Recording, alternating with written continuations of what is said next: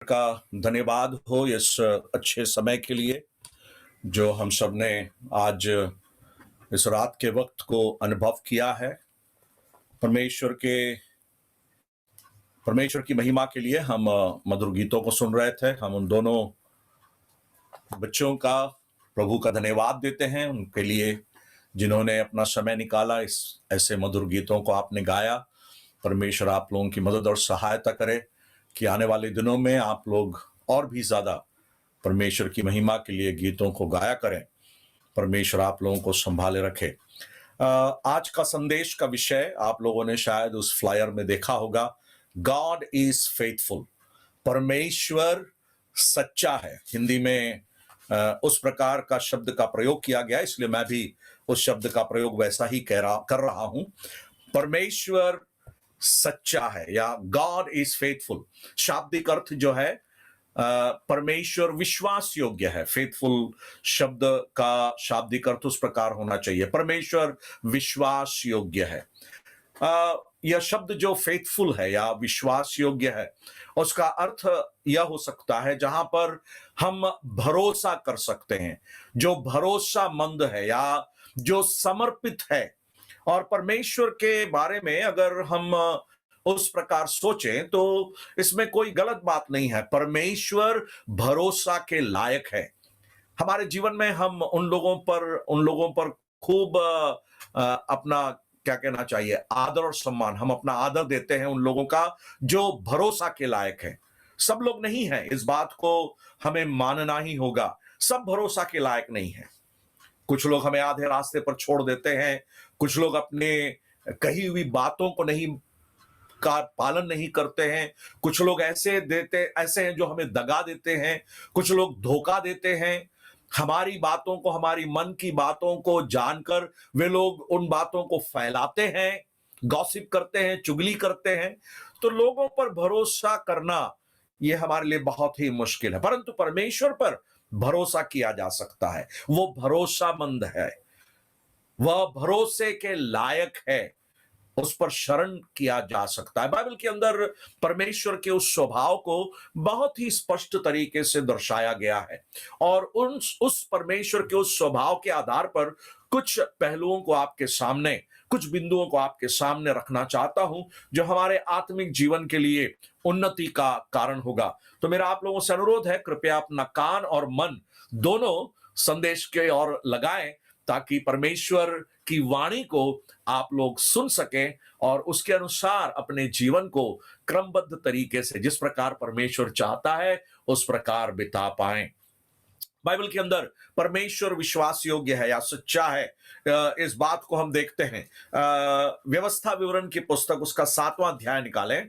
व्यवस्था विवरण की पुस्तक उसका 7वां अध्याय और उसके 9वीं आयत में परमेश्वर के उस स्वभाव को हम देखते हैं। वहां पर प्रभु के अपने लोगों के विषय में जब कहता है, फिर जब मेरा परमेश्वर यहोवा तुझे इस देश में जिसके अधिकारी होने के लिए लाएगा, इस प्रकार की बातों को जब मूसा कह रहा है तो वहां पर 9वीं आयत में परमेश्वर के विषय में इस प्रकार लिखा है, इसलिए जान रख कि तेरा परमेश्वर यहोवा ही परमेश्वर है। और फिर ध्यान से सुनिए, यह विश्वास योग्य ईश्वर है, यह विश्वास योग्य ईश्वर है। He is a faithful God.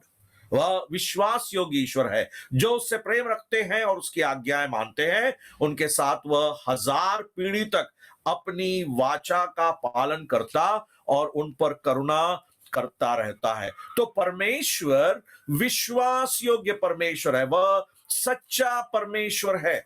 इस बात को बहुत ही स्पष्ट तरीके से परमेश्वर के वचन में दर्शाया गया है। जो परमेश्वर विश्वास योग्य है और जो परमेश्वर अपने लोगों को अगुवाई करता है। अब्राहम के जीवन में उस बार उसके विषय में हम देखते हैं, उत्पत्ति की पुस्तक 18वें अध्याय के 19वीं आयत में जब हम आते हैं, वहां पर इब्राहिम से परमेश्वर उस बात को कहता है कि परमेश्वर कहता है इब्राहिम के बारे में, उसकी विश्वास योग्यता के बारे में, क्योंकि मैं जानता हूं कि वह अपने पुत्रों और परिवार को उसके पीछे रह जाएंगे, आज्ञा देगा कि वे यहोवा के मार्ग में अटल बने रहे और धर्म और न्याय करते रहे। परमेश्वर कहता है मैं अपनी बातों को इब्राहिम को बताए बिना रह नहीं सकता, क्योंकि इब्राहिम के जीवन में यह स्वभाव है। तो पुराने नियम में परमेश्वर के भक्तों के अंदर उस विश्वास योग्यता को पाते हैं और परमेश्वर के अंदर हम उस विश्वास योग्यता को देखते हैं। भजन संहिता की पुस्तक में आ जाए, उसका 36, भजन संहिता 36 और उसके 5वीं आयत को पढ़ेंगे। वहां पर हम देखते हैं, वहां पर विश्वास योग्य शब्द के बदले में सच्चाई शब्द का प्रयोग किया गया है। भजन संहिता 36 और उसका 5, वहां पर लिखा है, हे यहोवा तेरी करुणा स्वर्ग में है, तेरी सच्चाई आकाश मंडल तक पहुंची है। तो वहां पर परमेश्वर की सच्चाई के नाप को, the measurement of God's faithfulness, परमेश्वर के उस सच्चाई या विश्वास योग्यता की नाप को देखते हैं। वो नापा नहीं जा सकता। आकाश मंडल तक पहुंची है परमेश्वर की विश्वास योग्यता। परमेश्वर की विश्वास योग्यता कितनी है? इतनी है, इतनी है, इतनी है। कितना चौड़ा दिखाएंगे? परमेश्वर विश्वास योग्य परमेश्वर है। वह समर्पित परमेश्वर जो भरोसा योग्य है, भरोसे के लायक है, जिस पर हम भरोसा कर सकते हैं। विलाप गीत की पुस्तक को जब हम पढ़ेंगे, वहां पर उसके विषय में लिखा है। उसके पहले भजन संहिता 119 में आ जाइए।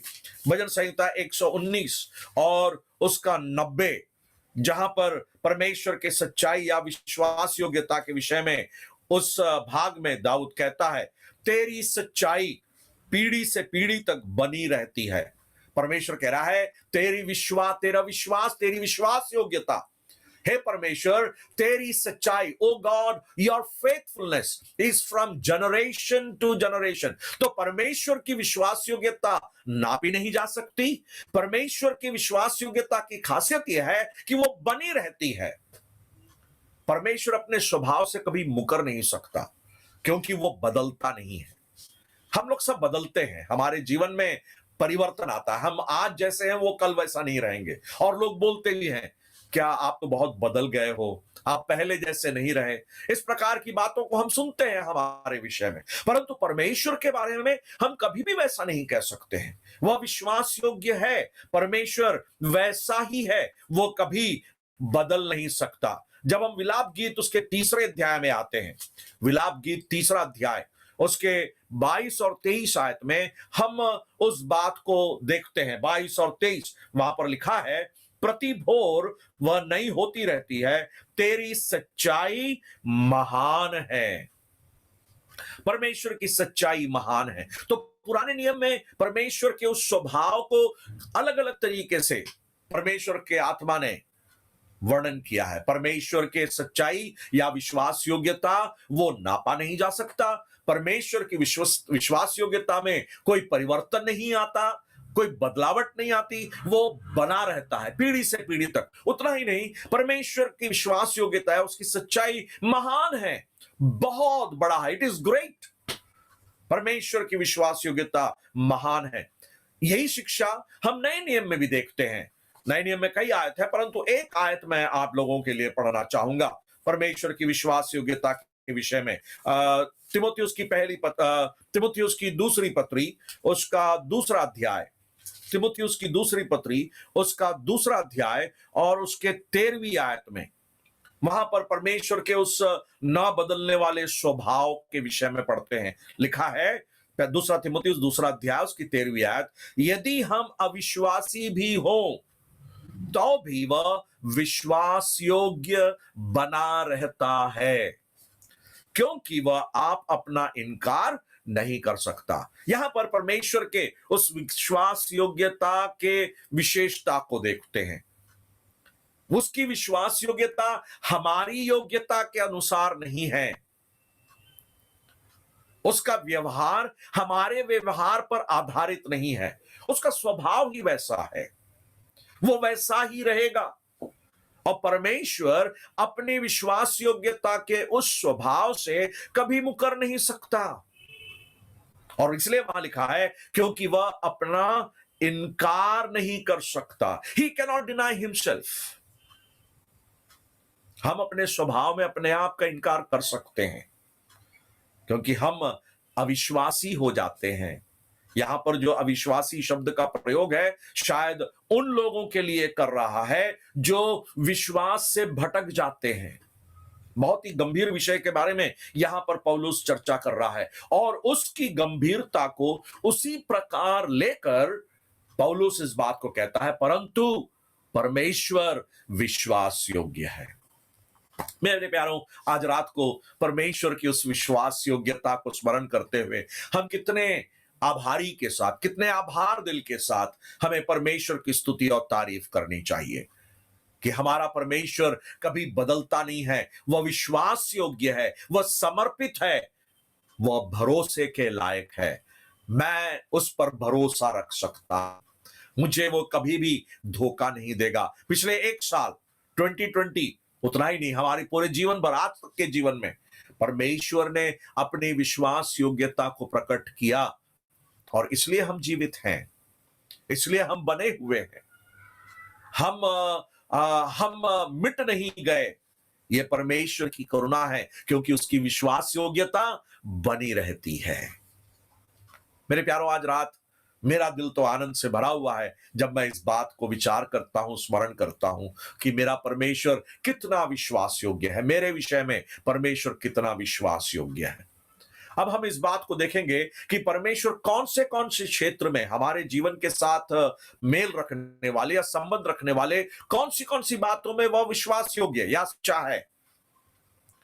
नए नियम से हम जो परमेश्वर के संतान हैं, कलीसिया के अंग हैं, परमेश्वर की कलीसिया के जो अंग हैं, हमारे जीवन में किस प्रकार के क्षेत्रों में या किन किन बातों में वह सच्चा है या विश्वास योग्य है, हम उन बातों को जरा जल्दी से विचार करेंगे। ज्यादा समय मैं नहीं लूंगा, जो निश्चित समय, जो ठहराया गया समय है, उस समय पर मैं समाप्त करूंगा। मेरे साथ निकालें कुरिन्थियों की पहली पत्री, उसका पहला अध्याय, कुरिन्थियों की पत्री पहला अध्याय, पहला कुरिन्थियों पहला अध्याय और उसकी 9वीं आयत। पहला कुरिन्थियों पहला अध्याय उसकी 9वीं आयत, और वहां पर लिखा है, परमेश्वर सच्चा है जिसने तुमको अपने पुत्र हमारे प्रभु यीशु मसीह की संगति में बुलाया है। उस आयत को एक और बार पढ़ूं, वहां पर लिखा है, परमेश्वर सच्चा है, परमेश्वर सच्चा है जिसने तुमको अपने पुत्र हमारे प्रभु यीशु मसीह की संगति में बुलाया है। तो मैं उसको इस प्रकार कहना चाहता हूं, हमारे बुलाए जाने में परमेश्वर सच्चा है, या दूसरे शब्दों में अगर ऐसा कहूं तो भी सही होगा, उसके बुलाने में वह सच्चा है। God is faithful in his calling. God is faithful in his calling. उसके बुलाने में वह सच्चा है। और वही बात यहां पर वो कहता है, परमेश्वर सच्चा है जिसने तुमको अपने पुत्र हमारे प्रभु यीशु मसीह की संगति में बुलाया। मेरे प्यारों, परमेश्वर ने हमें बुलाया, बहुत ही गंभीर बात है हमारे जीवन के लिए उसका बुलाया जाना। यहां पर कुरिन्थियों की पत्री में जब वो लिखता है, या कुरिन्थ के विश्वासियों को जब वो पत्री लिखता है, एक बहुत ही क्या कहना चाहिए, असामान्य रीति में उनके बुलाए जाने के योग्य जीवन बिताने वाली कलीसिया नहीं थी। इतनी गड़बड़ियां उस समय पहली सदी में और कोई कलीसिया में थी क्या मुझे नहीं मालूम, परंतु कुरिन्थ की कलीसिया में हर प्रकार की बुराइयां थी। आप संसार के अंदर जो भी बुराइयों को गिनाए, वो सारी बुराइयां उस कलीसिया में पाई गई थी। परंतु उस वक्त भी वे लोग सारे आत्मिक वरदानों के विषय में बहुत घमंड भी करते थे, सारी सेवाएं होती थी। आप जो परमेश्वर की वाणी को आज रात को सुन रहे हैं, आपके व्यक्तिगत जीवन में परमेश्वर की उस विश्वास योग्यता को जो आपके बुलाए जाने के कारण से आप अनुभव कर रहे हैं, क्या उसके योग्य जीवन है? पौलुस यहां पर कुरिन्थ के कलीसिया को यह स्मरण दिला रहा है। उन बातों को कहने के बाद फिर वहां पर वो कलीसिया के अंदर जो गड़बड़ियां थी, उनमें फूट था, उनमें ईर्ष्या थी, द्वेष था, व्यभिचार था, वे लोग कोर्ट कचहरी का चक्कर लगाते थे, एक दूसरे के विरुद्ध मुकदमा लड़ते थे, आराधना का क्रम या परमेश्वर के भवन में किस प्रकार व्यवहार करना है उसके विषय में नहीं जानते थे। प्रभु भोज के विषय के महत्व को वो नहीं जानते थे। प्रभु के आगमन के विषय में उनके पास जानकारी नहीं थी। इन सब बातों के विषय में पौलुस को कहना पड़ा। प्रेम क्या है उसके विषय में उनको नहीं मालूम था। पौलुस को रचना पड़ा, प्रेम की एक कविता उसने रच दी। पहला कुरिन्थियों 13वें अध्याय में हम देखते हैं। परंतु इन सारे बातों के बावजूद पौलुस उनके विषय में लिखता है, वह परमेश्वर जिसने तुम्हें बुलाया, किसमें बुलाया? प्रभु यीशु मसीह की संगति में बुलाया, वह परमेश्वर विश्वास योग्य है। मेरे प्यारों, परमेश्वर की विश्वास योग्यता को हमारे जीवन में व्यर्थ ना जाने दें। जिस प्रकार दूसरे कुरिन्थियों के 6वें अध्याय में कहता है, परमेश्वर के अनुग्रह को व्यर्थ ना जाने दो। उसकी जो विश्वास योग्यता हमारे जीवन में, हमारे बुलाए जाने में जो उसने प्रकट किया है, क्या किया है? यीशु मसीह की संगति में उसने हमें बुला लिया है, और इसलिए उसका बुलाया जाना बहुत ही महत्वपूर्ण है, श्रेष्ठ है। और जब यीशु मसीह की संगति में उसने बुलाया, उसने यूं ही नहीं बुलाया, बहुत बड़ी कीमत उसने चुकाया। अपने पुत्र की जान की कुर्बानी उसने दी। उस क्रूस पर जब उसने अपने पुत्र को बलिदान होने के लिए समर्पित कर दिया, ताकि हम पाप की दशा से छूट जाएं, परमेश्वर का संतान कहलाए जाएं, स्वर्ग राज्य के वारिस ठहराए जाए। सिर्फ वारिस ही नहीं, उसके पुत्र यीशु मसीह के साथ हम संगी वारिस बन जाएं। क्या आपको यह बहुत ही सरल लगता है? इसकी गंभीरता को आप जानते हैं? मेरे प्यारों, आपके बुलाए जाने में परमेश्वर की विश्वास योग्यता है, सच्चाई है। परमेश्वर सच्चा है और आपको उसके पुत्र की संगति में, सहभागिता में, संगति, सहभागिता, एक ही बात का भागी होना, हम सबका यीशु मसीह के साथ, यीशु मसीह के कारण से सहभागिता है। We have fellowship with one another because of this calling. इस बुलाए जाने के कारण से हमारा एक दूसरे के साथ सहभागिता है। हम एक ही बात के भागी हैं। उस पवित्र आत्मा के बपतिस्मा के द्वारा जहां पर उस एक कलीसिया के हम अंग बन गए हैं। मेरे प्यारों, हमारा बुलाए जाना कितना ही महत्वपूर्ण है। और यहां पर यह बुलाया जाना जो शब्द है, बुलाया, उसका मतलब है जोर से पुकारना, जिसको हम जैसे हम किसी व्यक्ति को आवाज देकर पुकारते हैं, उस प्रकार पुकारने के लिए यहां पर वो शब्द का प्रयोग किया गया, बुलाया है, बुलाया है। मेरे प्यारों, हम हर एक व्यक्ति को, हम हर एकों को, आज आप जो परमेश्वर की वाणी को सुन रहे हैं, आप इस बात को जान ले, आपको उसने आपका नाम लेकर जोर के पुकारा है। और यदि पुकारा है तो वो विश्वास योग्य है, वो उसके पुकारे जाने के अनुसार आपको बनाए रखता है। यह परमेश्वर की विश्वास योग्यता है। थिस्सलुनीकियों की पहली पत्री उसका 5वां अध्याय, थिस्सलुनीकियों की पहली पत्री उसका 5वां अध्याय, पहला थिस्सलुनीकियों 5वां अध्याय और उसके 24वीं आयत।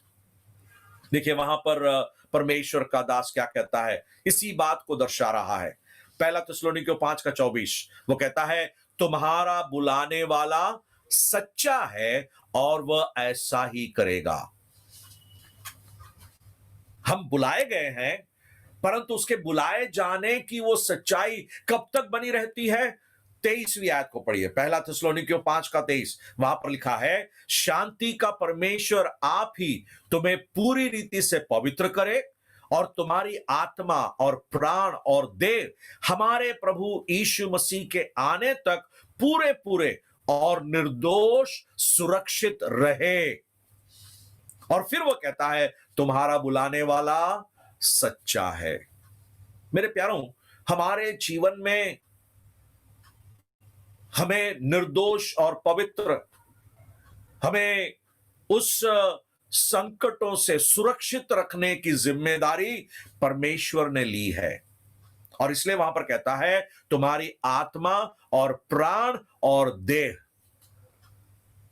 जब हम इफिसियों की पत्री 5वें अध्याय में आते हैं, वहां पर पति पत्नी के जिम्मेदारियों के विषय में जब पौलुस स्मरण दिलाता है, तो वह कलीसिया के विषय में क्या करेगा, उसके आधार पर वो कहता है कि पति की जिम्मेदारी क्या है पत्नी के प्रति, या पत्नी के प्रति जो पति की जिम्मेदारी है, जिस प्रकार कलीसिया को वह निर्दोष, बिना झुर्री और बिना कोई कलंक के अपने पास खड़ी करेगा, उस प्रकार परमेश्वर हमारे जीवन में कार्य कर रहा है।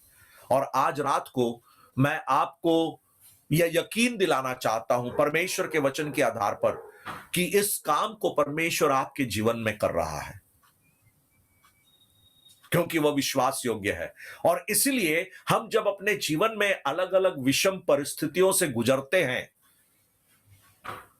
वहां पर परमेश्वर अपने उस कार्य को कर रहा है हमारे जीवन में, जहां पर वह हमें बना रहा है, बिना झुर्री और कलंक के निर्दोष होकर अपने सम्मुख खड़े करने के लिए। और इसलिए उसने बुलाया है। और इसलिए यहां पर थिस्सलुनीकियों की पहली पत्री 5वें अध्याय के 24वीं आयत में पौलुस स्मरण दिलाता है कि तुम्हारा बुलाने वाला सच्चा है और वह ऐसा ही करेगा। कैसा करेगा? तुम्हें निर्दोष सुरक्षित रखेगा। हमसे, हमारे जीवन में हमारी जिम्मेदारी है, हम क्या करते रहें कि हम मसीह के आने तक पूरे पूरे निर्दोष और सुरक्षित रहें, यह हमारी जिम्मेदारी है। परंतु परमेश्वर हमारी मदद कर रहा है कि हम उस प्रकार के व्यक्ति बनते जाएं। आपको परमेश्वर के साथ सहयोग करना होगा। You will have to cooperate with God in transforming your life, and that is what is the calling of God for you. परमेश्वर ने जो बुलाहट आपको दी है, उस बुलाहट में यह योजना है कि आपको निर्दोष होकर खड़ा करे। क्यों? क्योंकि परमेश्वर सच्चा है। Praise the Lord. परमेश्वर के नाम की स्तुति हो। परमेश्वर सच्चा है, आपके बुलाए जाने में वो सच्चा है। बुलाए जब जाते हैं तो वहां पर दो बातें खासकर हैं, एक हमारा चुनाव और दूसरा हमारा जो वोकेशन है, या जिस काम के लिए हम बुलाए गए हैं। ये दो बातें वहां पर शामिल है, या हम उसको उसके साथ जोड़ सकते हैं। हमारे चुनाव के बारे में जब हम पढ़ते हैं, वहां पर हम समझते हैं कि परमेश्वर ने हमें चुन लिया है, हमें चुनकर उसने हमें अपना बना लिया है, और उस चुने जाने के जिम्मेदारी को परमेश्वर ने पूरी की है, और उस काम को परमेश्वर कर रहा है। उस काम को परमेश्वर ने किया भी है, हमें उसने चुन लिया है। और इसलिए थिस्सलुनीकियों की पहली पत्री पहला अध्याय उसकी 4 आयत 4 आयत में लिखा है, हे भाइयों, परमेश्वर के प्रिय लोगों, हम जानते हैं कि तुम चुने हुए हो। तुम चुने हुए हो। परमेश्वर के उस बुलावे में, उस बुलाहट में हमारा चुना जाना, हम चुने गए हैं।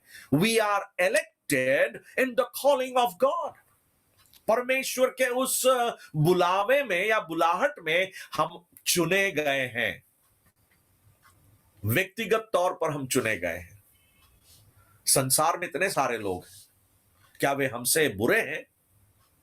मैं हमेशा कहता हूं, हमसे कितने अच्छे लोग इस संसार में हैं, कितने मेहनती लोग हैं, कितने भले काम करने वाले हैं। परंतु परमेश्वर उस आधार पर नहीं चुना है। परमेश्वर का आधार चुनने का यह है, जिसने अपने जीवन को परमेश्वर के हाथों में समर्पित करके ये कहा कि मैं बेकार हूं, मैं निस्सहाय हूं, मेरे से कुछ नहीं हो सकता। एक समय था जब हमने ऐसा किया, जब हमने पापों को मानकर यीशु मसीह को अपना उद्धारकर्ता प्रभु होकर ग्रहण किया। वह घड़ी आपके जीवन में आज भी याद होगी, आप शायद भूले नहीं होंगे। मैं तो कभी नहीं भूल सकता उस दिन को, जिस दिन मैंने अपने जीवन को यीशु मसीह के लिए समर्पित कर दिया था। मैंने कहा था, हे यीशु, मेरे लिए सच्चा उद्धारकर्ता और मेरा सच्चा परमेश्वर केवल तू ही है। और उसमें उसके बुलाहट को देखता हूं, जहां पर मैं चुना गया हूं। I have been elected by God. उतना ही नहीं, मेरे जो कार्य की जिम्मेदारी परमेश्वर ने मुझे दी है, इन माई वोकेशन गॉड इज फेथफुल। परमेश्वर की विश्वास योग्यता को मैं देखता हूं। हम जब इफिसियों की पत्री 4 अध्याय में आते हैं, वहां पर पौलुस इस बात को कहता है, जिस बुलाहट से तुम बुलाए गए थे उसके योग्य चाल चलो। वहां पर हमारा प्रोफेशन, हमारा वोकेशन आता है। जिस बुलाहट से तुम बुलाए गए हो, परमेश्वर ने बुलाया, और जिस बुलाहट से तुम बुलाए गए हो उस बुलाहट के योग्य चाल चलो। क्योंकि परमेश्वर विश्वास योग्य है, ध्यान से सुनिएगा, क्योंकि परमेश्वर विश्वास योग्य है, उस विश्वास योग्यता में परमेश्वर हमारे जीवन में चाहता है कि हम उस योग्य चाल चलें। क्या आपके जीवन में उस प्रकार का समर्पण है? आज रात को यह सवाल मैं आपसे व्यक्तिगत तौर पे पूछ रहा हूं।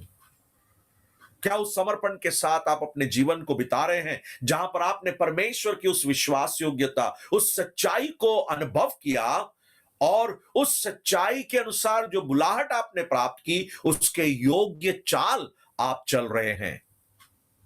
परमेश्वर चाहता है कि उस प्रकार के चाल में आप आगे बढ़ जाएं, आगे बढ़ते जाएं। उस प्रकार की बुलाहट के लिए परमेश्वर ने हमें तैयार किया है और हमें बनाए रखा है और हमें आगे बढ़ते जाना है। और इसलिए परमेश्वर का वचन हमें स्मरण दिलाता है, हालांकि वो संदर्भ अलग है, उसकी पृष्ठभूमि अलग है, परंतु वहां पर इस बात को समझने के लिए अच्छा होगा कि जो बुलावा मुझे मिला है, जिस बुलाहट से मैं बुलाया गया हूं, उसमें मैं बना रहूं।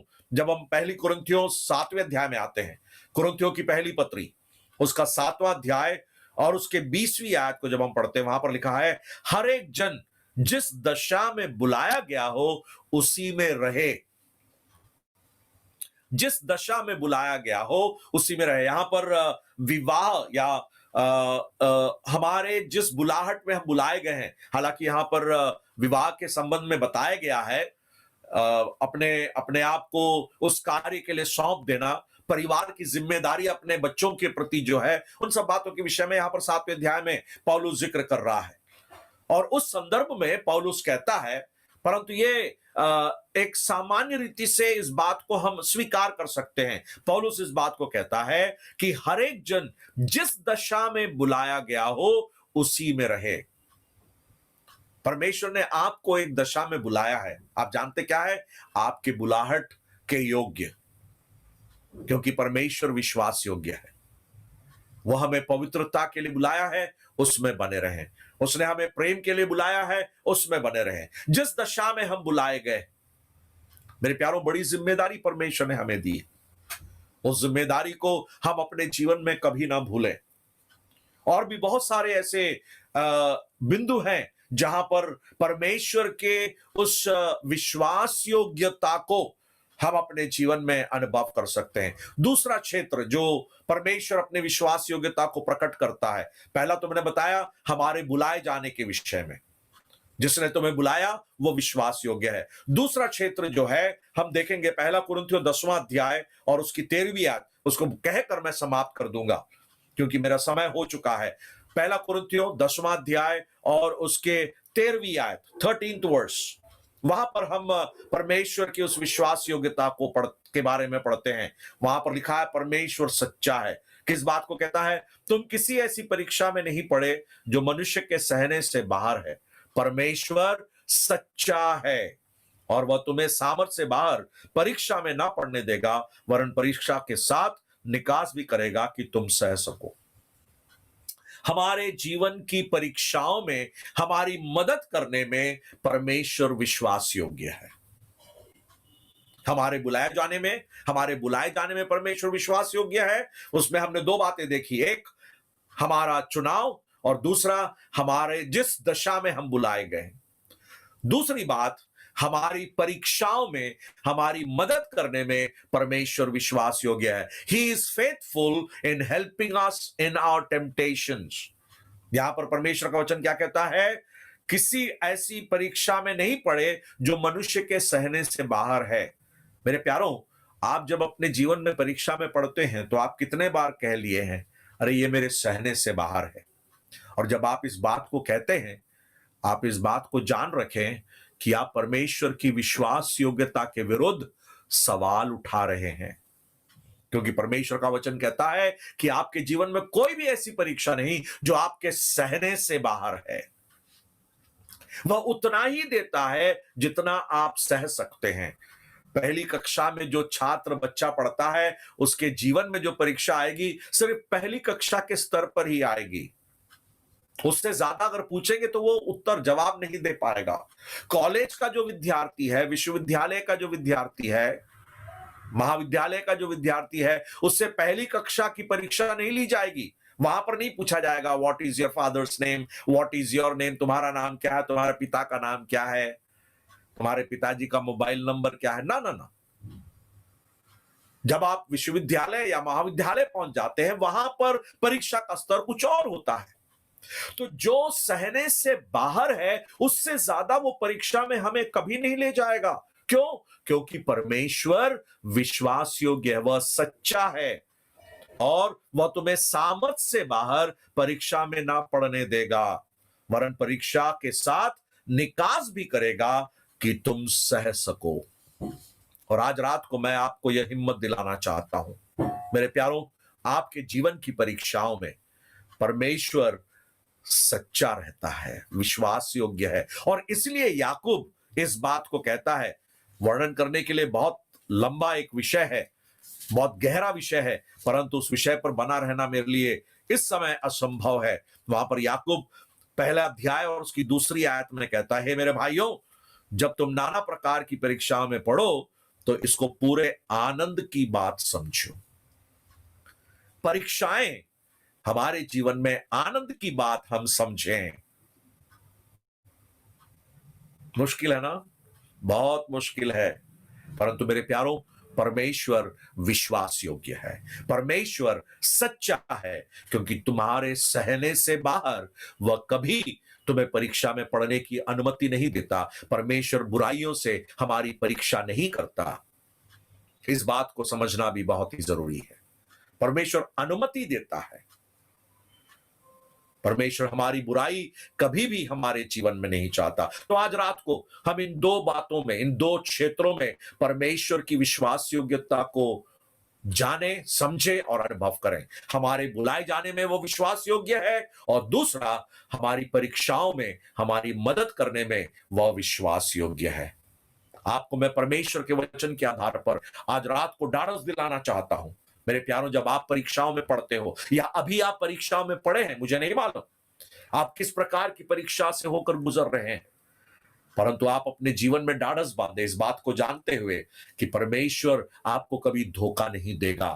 आपके सहने से बाहर वो आपको कभी भी ऐसी परिस्थिति में नहीं डालेगा, क्योंकि वह विश्वास योग्य है। निकास का रास्ता भी वो दिखाता है। परमेश्वर पर भरोसा रखें, वो भरोसामंद है, वो भरोसा के लायक है, भरोसा के योग्य है।